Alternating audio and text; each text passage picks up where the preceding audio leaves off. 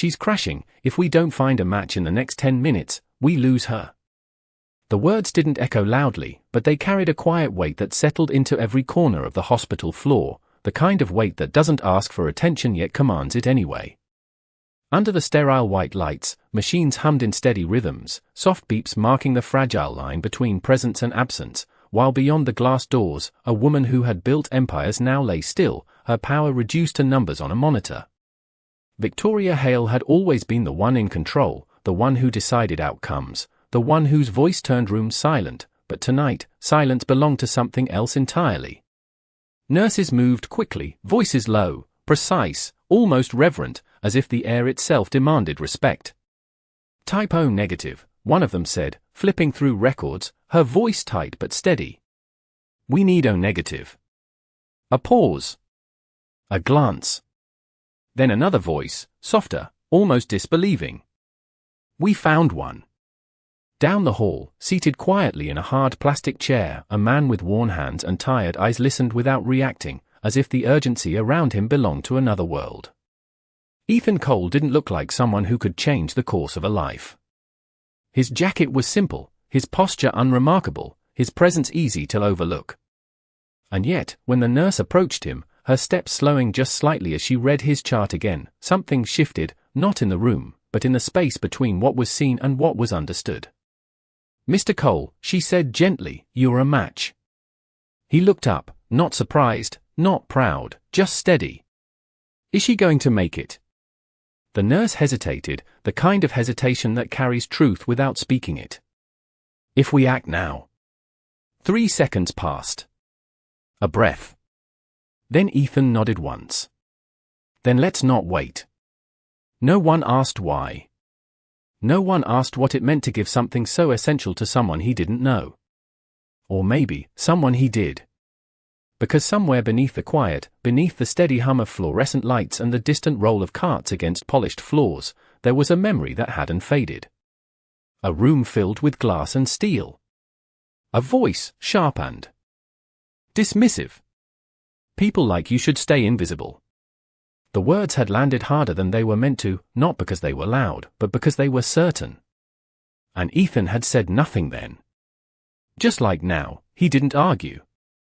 He didn't explain. He didn't remind anyone who he was. He simply stood when asked, followed when guided, and offered what he had without condition. The chair in the donation room creaked softly as he sat, the nurse preparing the line with practiced care, her movements calm, almost ritualistic. "You can still change your mind," she said quietly, giving him a final chance, the kind people offer when they don't fully understand what they're witnessing. Ethan shook his head once, a small motion, almost invisible. "She needs it." The words were simple. Too simple for what they carried. Outside, the hospital continued its quiet rhythm, unaware that something far greater than medicine was unfolding behind closed doors. And as the line was set, as the process began, as something unseen passed from one life into another, no one in that building, not the doctors, not the nurses, not even the woman fighting to breathe, realized that the man saving her life was the same man she had once erased with a sentence. And when she finally opened her eyes, the silence waiting for her would be different. The line remained steady, a quiet rhythm flowing from one life into another, and Ethan Cole did not look at it again after the first glance because he had already made his decision long before he sat in that chair. The nurse adjusted the monitor and spoke softly, her tone measured, respectful, as if she sensed that this was not just a routine procedure. "You are doing a good thing," she said, almost as a reassurance, almost as a question.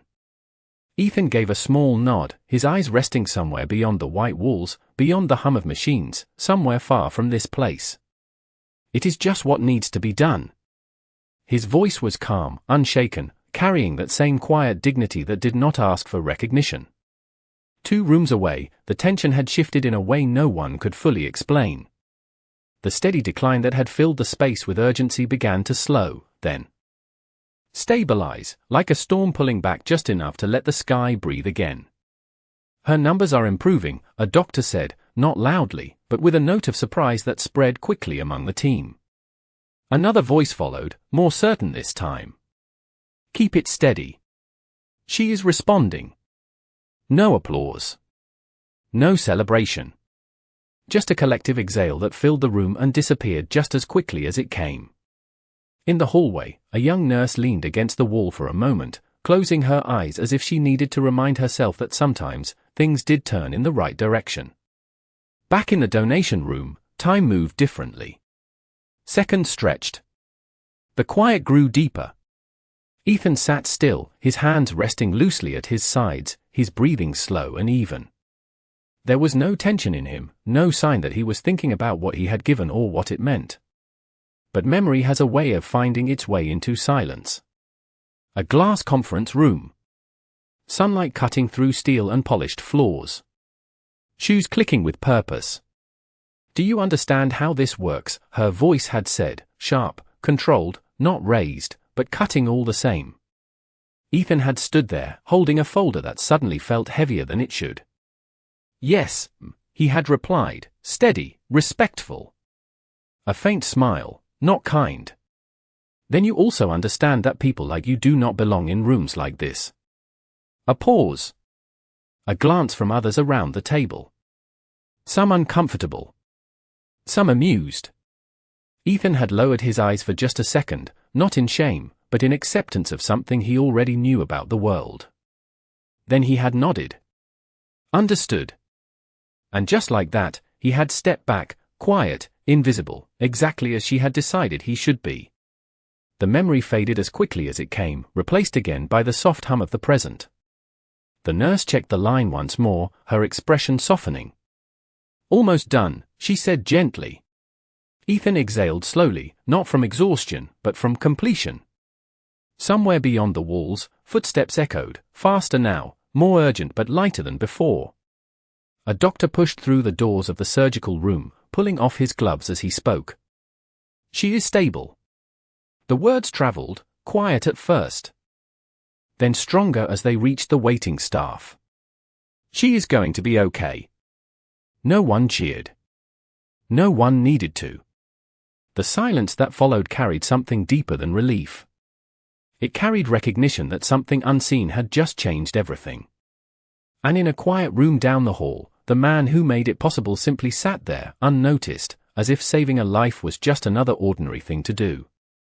The first thing Victoria Hale noticed was not the light, not the ceiling, not even the faint rhythm of the monitor beside her. It was the silence, a different kind of silence than the one she controlled in boardrooms. This one did not obey her, did not respond to her presence. It simply existed, calm and steady, as if reminding her that for the first time in years, she was not the one in charge. Her eyes opened slowly, adjusting to the soft glow above, and for a brief moment, she did not remember where she was or why her body felt heavier than it should. A nurse stepped closer, her voice gentle, measured. "You are awake. Take it slow." Victoria blinked, her mind catching up in fragments, meetings, deadlines, a blur of schedules, and then nothing. A gap where control should have been. "What happened?" she asked, her voice quieter than she expected, not weak, but unfamiliar. The nurse exchanged a glance with the doctor standing nearby before answering. "You had a medical emergency. But you are stable now." Stable. The word settled into her mind, not as reassurance, but as a fact she had not negotiated herself. She shifted slightly, the small movement enough to remind her that recovery was not something she could rush. "Who handled it?" she asked, instinctively, as if this had been another crisis in a company she owned. The doctor allowed a faint smile, not mocking, but understanding. "A lot of people did their part." Victoria's gaze sharpened slightly, the part of her that built empires still intact beneath the stillness. "That is not what I meant." A brief pause followed, the kind that holds more than words. Then the nurse spoke, softer this time. "You needed a specific blood type. We found a donor in time." Victoria's eyes narrowed just a fraction, not in suspicion, but in focus. "Who?" The question came quickly, naturally, like every answer in her life had always been available when she asked. But this time, the nurse hesitated. He asked to remain private. The room fell into a different kind of quiet, one that did not belong to machines or medicine, but to something deeper, something unfamiliar. Victoria stared at the ceiling again, her thoughts moving faster now, trying to rebuild a sense of order. Someone had stepped in without being asked. Someone had given something essential without negotiation, without expectation. That did not fit into the world she understood. "Find him," she said, her voice steadier now, returning to form. The doctor folded his hands calmly. "Right now, your focus should be recovery." Victoria turned her head slightly, her gaze meeting his directly. "My focus is understanding." 3 words. Clear. Controlled. But even as she spoke them, something in the air resisted her certainty. The nurse adjusted the blanket gently, her tone still kind but firm. "Sometimes understanding comes after healing." Victoria said nothing to that. She was not used to waiting. Not for answers. Not for people. Not for anything. And yet, as the seconds passed, she felt something she had not allowed in a very long time, a quiet space where certainty did not immediately fill the gaps. Down the hall, footsteps moved steadily toward the exit, slow, unhurried. Ethan Cole walked with the same calm presence he had carried all night, his jacket draped over his arm, his eyes forward, not looking back. A staff member called after him softly. "Sir, are you sure you do not want us to inform her?" Ethan paused for just a second, not turning around. "There is nothing to inform." The staff member hesitated. "You saved her life." Ethan's grip on his jacket tightened slightly, not out of pride, but out of something quieter, something older. "No," he said calmly. "I just gave what was needed." And with that, he continued walking, disappearing into the early morning light, leaving behind a story that had not yet finished unfolding, and a truth that was already on its way back to the woman who once decided he did not belong. The room felt smaller now, not because the walls had moved, but because Victoria Hale had begun to notice things she once ignored, the quiet hum of machines, the measured footsteps outside her door, the way people spoke in softer tones when urgency had passed but meaning had not. She sat slightly upright, supported by pillows, her posture regaining its familiar precision, but something in her expression remained unsettled, like a question that refused to resolve. "I want a name," she said, her voice calm but firm, directed at the assistant standing near the foot of her bed, a man who had handled billion-dollar negotiations without hesitation yet now found himself choosing his words carefully. "We are working on it," he replied, glancing briefly at the folder in his hands. "The hospital is bound by privacy protocols." Victoria held his gaze, steady, unblinking. Protocols can be navigated. 3 words. Clean. Controlled. The assistant nodded slightly, but did not move.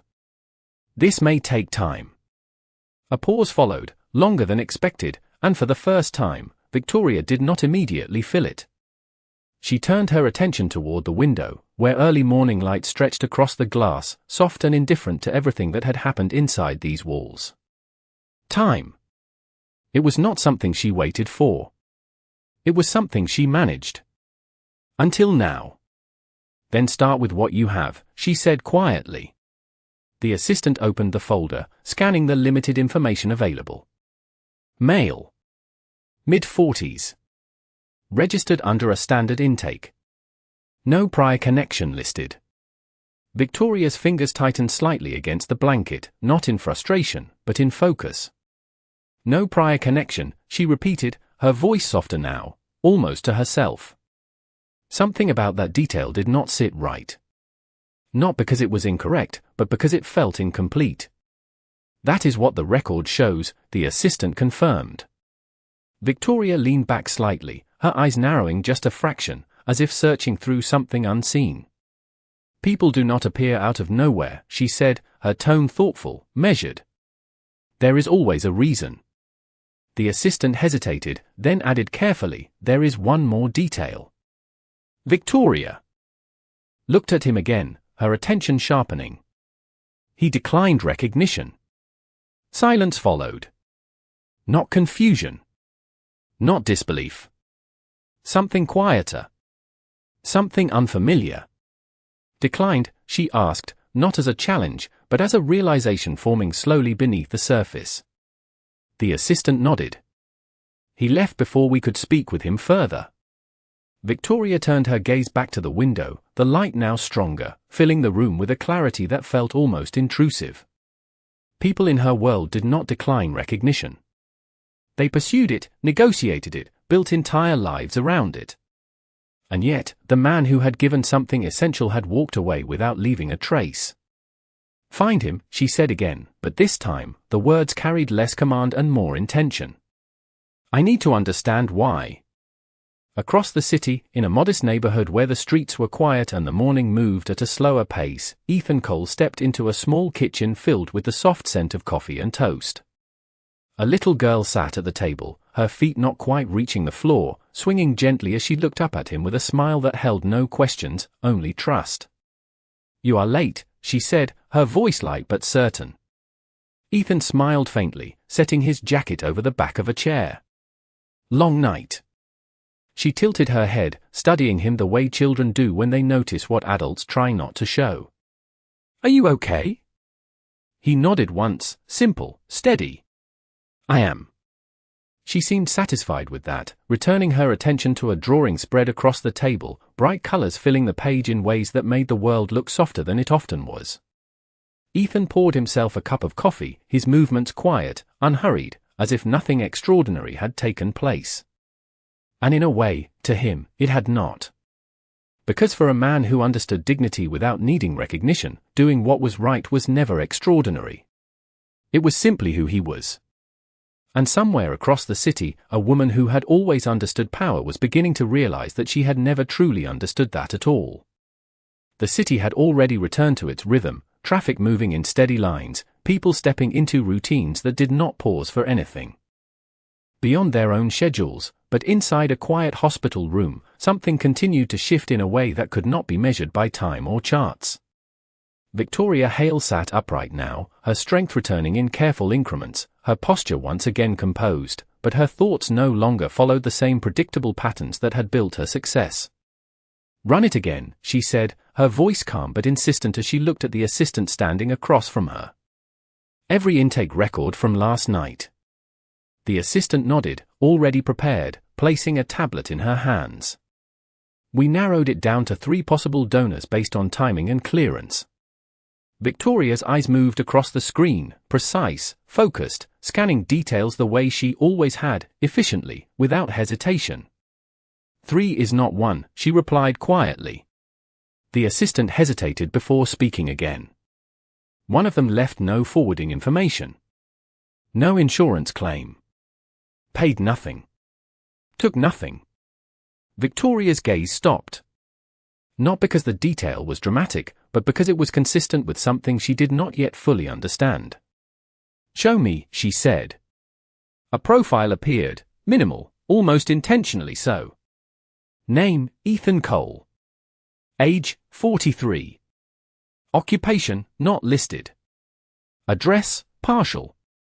Victoria stared at the screen longer than necessary, her expression unreadable, but something beneath it was beginning to form. "No occupation?" she asked. The assistant shook his head. "Nothing verified in the system." Victoria leaned back slightly, her fingers resting against the edge of the tablet. "People always leave a trace," she said, her tone quieter now, less certain, not because she doubted the statement, but because she was beginning to question its completeness. "Not always," the assistant replied carefully. "Some people do not build their lives to be seen." The room grew still again, the kind of stillness that carried weight without pressure. Victoria's mind moved quickly, connecting fragments, not data points, but impressions, tone, posture, presence. A memory surfaced, uninvited but clear. A man standing just inside a glass room. Hand steady. Eyes calm. Not defensive. Not eager. Just present. "Do you understand how this works?" she had asked then, her voice controlled, certain. "Yes," he had replied, without hesitation. No resentment. No resistance. Just clarity. She had dismissed him in less than a minute. The memory lingered longer this time. Victoria's fingers tightened slightly around the tablet. "Where is he now?" she asked, her voice lower, almost careful. The assistant glanced at the screen again. We traced the partial address to a neighborhood on the west side. Nothing confirmed yet. Victoria stood slowly, the movement deliberate, controlled, but carrying a different kind of urgency than the one she was known for. Prepare the car. The assistant blinked, surprised. You should still be resting. Victoria turned to him, not with irritation, but with something quieter, something that did not need to assert itself. I have rested. 3 words. But this time, they did not carry authority. They carried intention. Across town, sunlight filled a small living room where the world felt simpler, quieter, grounded in things that did not require explanation. Ethan Cole knelt beside a backpack resting near the door, checking its contents with the same steady care he gave everything else. Lunch? He asked, glancing up. The little girl nodded, smiling. Peanut butter and jelly. You did not forget. Ethan allowed a faint smile. I try not to. She watched him for a moment, then asked softly, You look tired. He paused, just for a second, then answered honestly, Just a long night. She seemed to accept that, because children often accept truths without needing details. Will you be home early? She asked. Ethan nodded once. I will. But as he stood and reached for his jacket, there was a quiet sense that something unfinished was moving closer, something that would not be ignored this time. And somewhere between a hospital room and a quiet street, 2 lives that once crossed without meaning were about to meet again, not by chance, but by something far more intentional. The car moved smoothly through the city streets, quiet and controlled, just like the woman seated in the back, her gaze fixed ahead but her thoughts moving somewhere deeper than the passing. Buildings. Victoria Hale did not check her phone, did not review documents, did not speak. For once, the silence around her was not a tool, it was a question. We are 5 minutes out, her assistant said from the front seat, his voice careful, aware that something about this situation did not follow the usual rules. Victoria nodded once, her eyes narrowing slightly as they turned into a quieter neighborhood, where the streets were narrower, the houses closer, and the pace of life slower than anything she had built her world upon. This is the address we traced, he added. The car came to a gentle stop in front of a modest home, the kind that did not demand attention, the kind people passed without noticing. Victoria did not move immediately. She studied the house, the small details, the worn steps, the neatly kept yard, the bicycle leaning against the side. Nothing about it matched the scale of what had happened. Nothing about it explained the decision that had been made inside a hospital room hours earlier. He lives here, she asked quietly.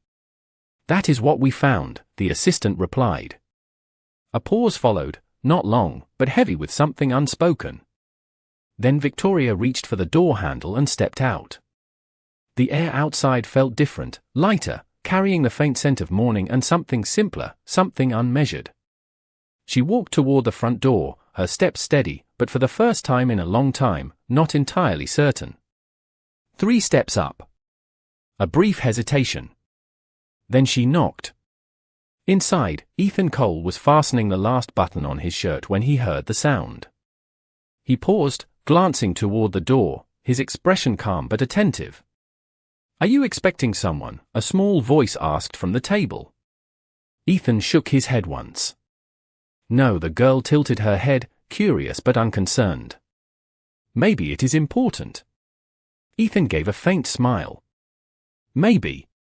He walked to the door and opened it without urgency. The moment it opened, the world seemed to hold its breath. Victoria stood there, composed, controlled, yet something in her posture had shifted, something quieter, something less certain. Their eyes met. 1 second.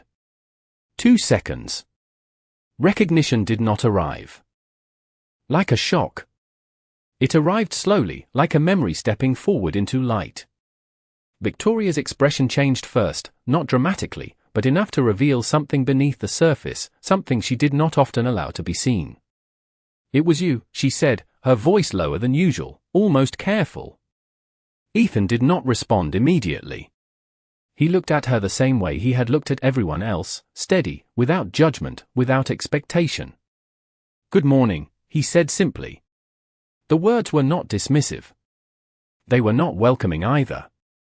They just were. Victoria blinked once, as if recalibrating something inside her. "You were the donor." Ethan leaned slightly against the doorframe, not defensive, not inviting. "That is what they told you." 3 words. Calm. Measured. Victoria took a small breath, something unfamiliar in its weight. "Why did you not say anything?" The question came quickly, not as an accusation, but as a need to understand something that did not fit into her world. Ethan's gaze did not change. There was nothing to say. Silence followed. Not empty. Not awkward. Just real. From inside, the small voice called out again. "Dad, who is it?" The word hung in the air, simple, undeniable. Victoria's eyes shifted slightly past him, catching a glimpse of the life behind the man she had once reduced to a sentence. And in that moment, something deeper than recognition began to settle, something that could not be undone. The word lingered in the air longer than it should have, simple and unguarded, yet carrying a weight that neither of them could ignore. "Dad." Victoria's eyes shifted again, this time fully, catching sight of the little girl stepping closer, her small hand resting lightly against the edge of the table as she looked toward the door with quiet curiosity. She was no older than 8, her expression open, unfiltered, the kind of presence that had not yet learned to measure people by status or appearance. "Hi," the girl said softly, offering a small wave, unaware of the silence she had stepped into. Ethan glanced back at her briefly, his voice calm. "It is okay. Just someone stopping by." The girl nodded, accepting that answer without question, because trust, in her world, was still simple. Victoria watched the exchange, something unfamiliar settling into her chest, not discomfort, not quite regret, but something closer to recognition. She turned her attention back to Ethan, her voice quieter now. "I did not know." 3 words, but they carried more than information. Ethan met her gaze, steady as before. "You did not ask." There was no accusation in his tone. No bitterness. Just truth, stated without weight. Victoria's breath caught slightly, not from the words themselves, but from the absence of anything behind them. She was used to resistance, to pushback, to negotiation. But this was something else. "I should have," she said, almost to herself. Ethan did not respond immediately. He stepped back slightly from the doorway, not inviting, not closing it either, simply creating space. "You have your answer now." The words were calm, final in a way that did not need emphasis. Victoria hesitated, her hand tightening slightly at her side. "That is not enough." The sentence came out more quickly than she intended, revealing something she had not planned to show. Ethan's expression did not change, but his eyes held her a moment longer, as if weighing something deeper than her words. "Enough for what?" he asked quietly. The question did not challenge her. It uncovered something. Victoria opened her mouth to respond, but no immediate answer came. For someone who had built her life on certainty, the absence of one felt unfamiliar, almost disorienting. "To understand," she said finally, her voice softer now, less certain than before. Ethan nodded once, slowly. Understanding does not always come from answers. The word settled between them, not as advice, but as something lived, something proven. From inside, the girl spoke again, her voice gentle but direct. "Are you going to be late?" Ethan glanced back, then returned his attention to Victoria. "I have to take her to school." The simplicity of the statement carried more weight than any explanation. Victoria looked at him, really looked this time, not at his clothes, not at his surroundings, but at the way he stood, the way he spoke, the quiet steadiness that did not shift no matter who stood in front of him. "I can wait," she said, almost instinctively. Ethan shook his head slightly. "You should not." Another pause.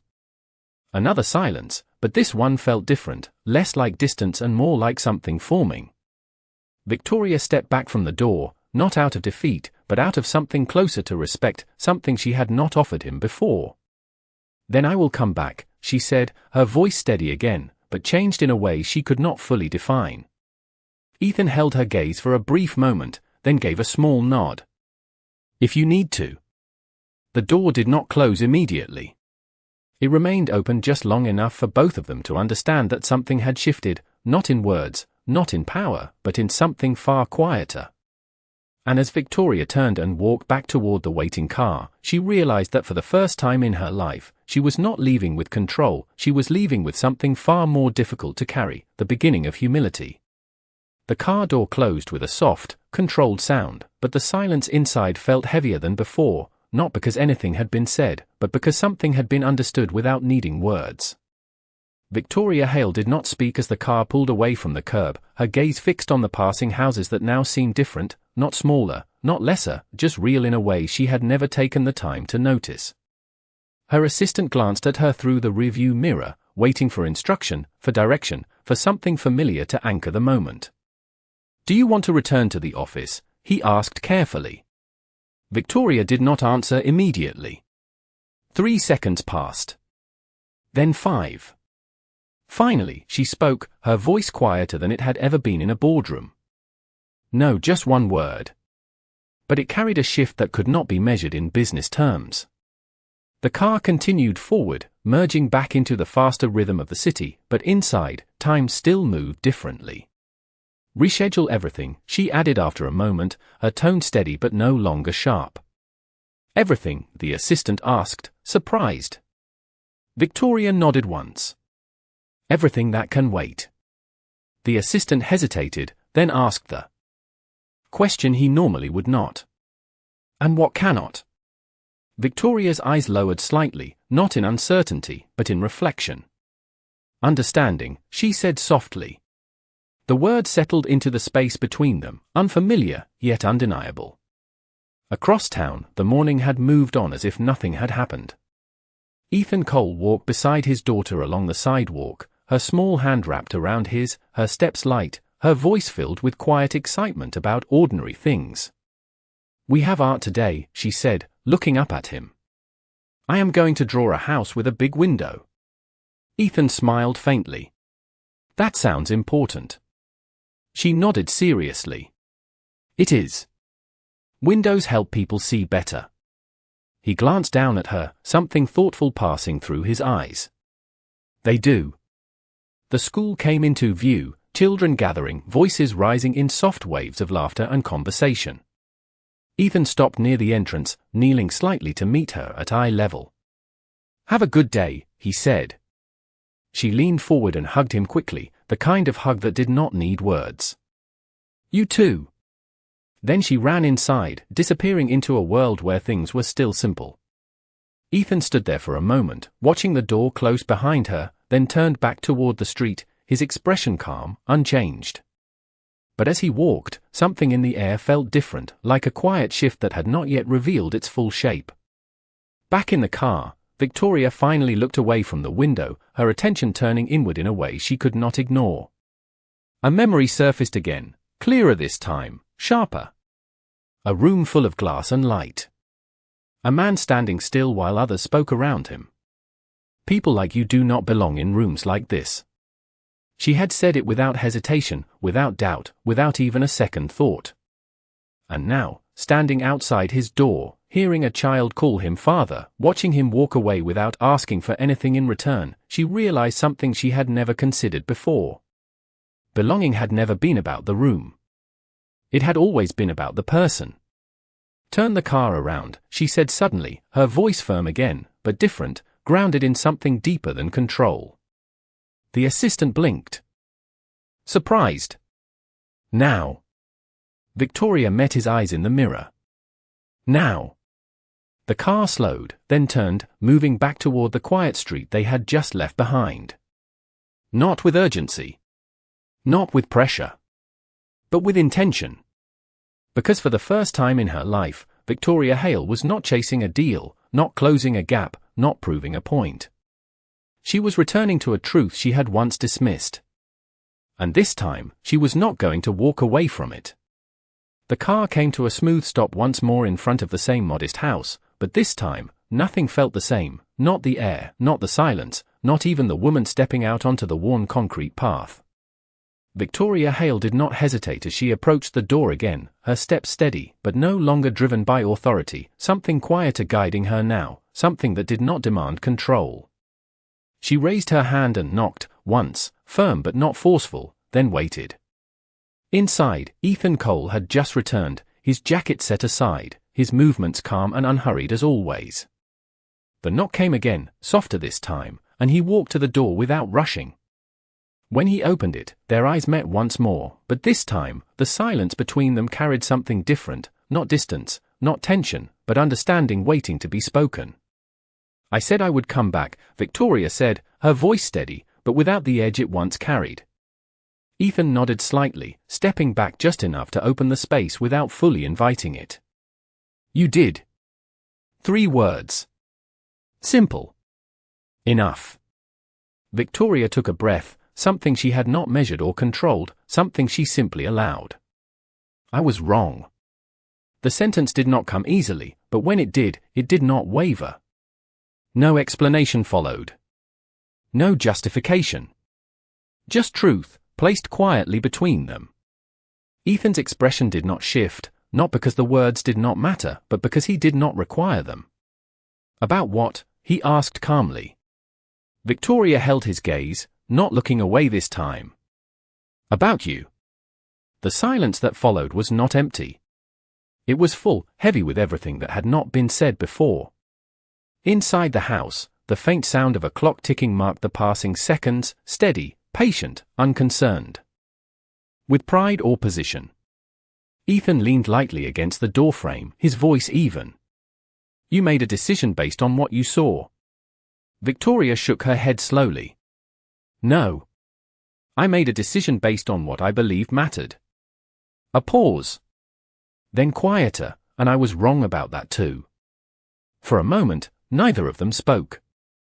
Then Ethan looked at her, not as a CEO, not as someone powerful, but simply as a person standing in front of him. "What matters has a way of showing itself," he said. "Usually when we stop trying to define it." Victoria's eyes lowered briefly, then lifted again, clearer now, not sharper, but more honest. "You saved my life," she said, the words softer than anything she had ever said in a boardroom. Ethan shook his head slightly. "I helped." 3 words. No more. No less. Victoria exhaled slowly, as if releasing something she had carried for a long time without realizing it. "Then let me help you." The offer came naturally, almost instinctively, but as soon as it was spoken, something in the air shifted again. Ethan did not respond right away. He stepped outside, closing the door gently behind him, not to shut her out, but to keep what mattered inside protected. "I am not looking for anything," he said quietly. Victoria nodded, as if she expected that answer. "I know." Another pause. Then, more carefully, "But maybe